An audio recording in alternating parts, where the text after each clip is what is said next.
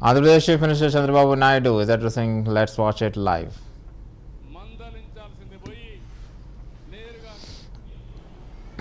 ఆయన ఇంకా రెచ్చగొట్టు నువ్వు తిట్టు, ఆడవాళ్లపైన ఆంబోతుగా మాట్లాడు, నేనున్నానని చెప్పే ధైర్యం వచ్చిందంటే ఈ ఆడబిడ్డలను అడుగుతున్నా, ఇలాంటి దుర్మార్గులు రాజకీయాల్లో ఉండాలనా అని మిమ్మల్ని అడుగుతున్న ఆడబిడ్డలందరినీ. ఒక నాయకుడిగా నేనున్నాను. మా పార్టీలో ఎవరైనా తప్పు చేస్తే ఖండించాలి, కట్టడి చేయాలి, అవసరమైతే వాళ్ళ మీద కఠిన చర్య తీసుకోవాలి. అప్పుడే అందరూ భయపడతారు. నేను కూడా ప్రోత్సహిస్తే ఇంకా వాళ్ళకు అడ్డు ఆపు ఉండదు, ఇష్టానుసారం చేస్తారు. ఎలాంటి వ్యక్తులంటే నిన్న నెల్లూరు పోయాడు. నెల్లూరులో బంగారుపాలెం పుట్టింది. చిత్తూరు జిల్లాలో బంగారుపాలెం ఉంటుంది.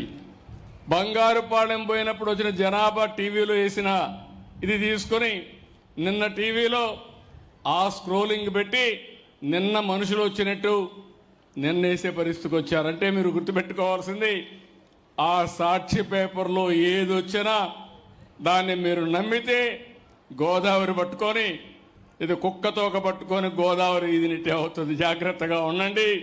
మభ్య పెడతారు, మోసం చేస్తారు, మిమ్మల్ని ముంచేసే పరిస్థితికి వస్తారు. నేను అందుకనే ఇప్పుడు చెప్తున్నా, ఏమీ బాధ లేదు. తోక తిప్పితే తోక కట్ చేస్తా. మంచిగా తిరిగితే నాకేం బాధ లేదు.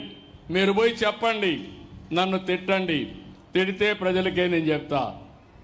ప్రజలే అర్థం చేసుకుంటారు ఎవరేం చేశారో. అట్లా కాకుండా మభ్యపెట్టి మోసం చేసి ప్రజలకు అసౌకర్యం కలిగించాలంటే సాక్ష్యాధారాలతో పెట్టుకుని, ఇప్పుడు అంతా టీవీలు వచ్చేసాయి, సీసీటీవీ కెమెరాలు పెట్టేసా. ఎవడైనా ఎక్కడైనా తోక తిప్పితే డ్రోన్ కూడా పైన తిరుగుతూ ఉంటుంది.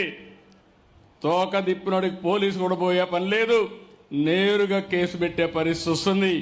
అలాంటి పగడ్బందీ వ్యవస్థకి శ్రీకారం చుట్టారని మరొక్కసారి మీ అందరికీ విజ్ఞప్తి చేస్తున్నా.